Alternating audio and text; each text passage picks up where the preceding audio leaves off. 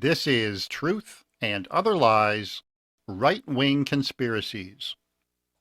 Each political faction in America has a litany of ghost stories and urban legends they tell themselves to reinforce their perceptions and to justify their value systems. These ghost stories are usually known by a different term: conspiracy theories. Conspiracy theories are as American as apple pie and fake wrestling. While most are as harmless as the cocktail party musings over the authenticity of the moon landings, others have destroyed lives. Explore with us a few curious and enduring right-wing conspiracies. I am Mark Jacobin, along with my brother James, and this is Truth and Other Lies.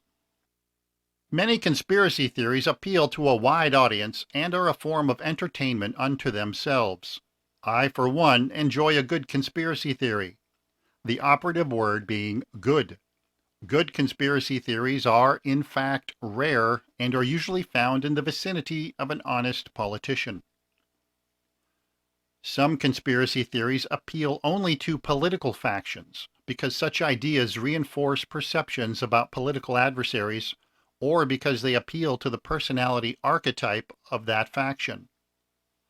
The conspiracy stories in this episode were selected for their cultural significance and enduring legacy. That is not to say they are necessarily demonstrably false, but neither are they demonstrably true.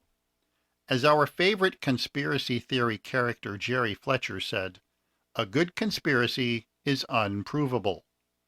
James, what are some right-wing conspiracies that did not make the cut?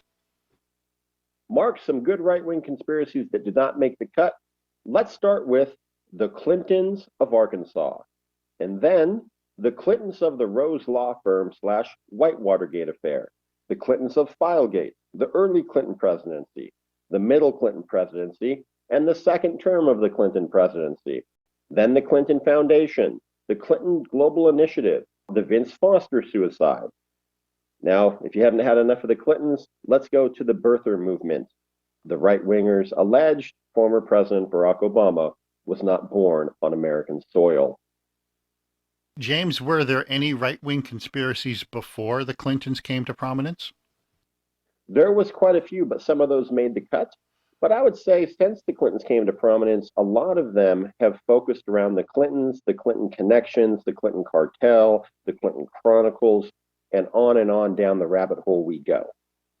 Yes, and there are one or more websites that actually have a detailed listing of the people, the Clinton body count, that the Clintons are presumed to have disposed of. Well, I tell you, these Clintons of Arkansas were pretty busy before they came to the White House in the 92 election. I think the population of Arkansas was cut in half, allegedly, by the murder spree of Mr. and Mrs. Clinton. I think it's lucky for Fidel that John Kennedy and Robert Kennedy didn't have Hillary's number back in the 60s. Not so lucky for Muammar Gaddafi over there in Libya, though. No. Well, no, Mark. That was a state-sanctioned act. We can't pin that one on the Clintons. Well, listen, there's people out there that can pin everything on the Clintons. I would add, though, a final thought on the former President Clinton and former Secretary Clinton. If they were as efficient running Mrs. Clinton's 2016 presidential bid as they were in allegedly running all these conspiracies, I think she'd have been elected pretty handily.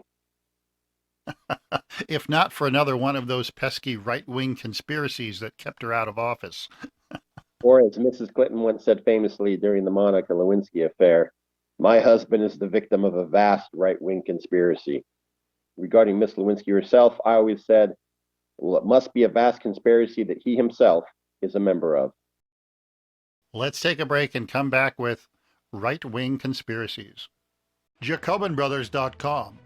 If you enjoyed this preview of Truth and Other Lies, visit JacobinBrothers.com to gain access to the entire episode and the Jacobin catalog. JacobinBrothers.com.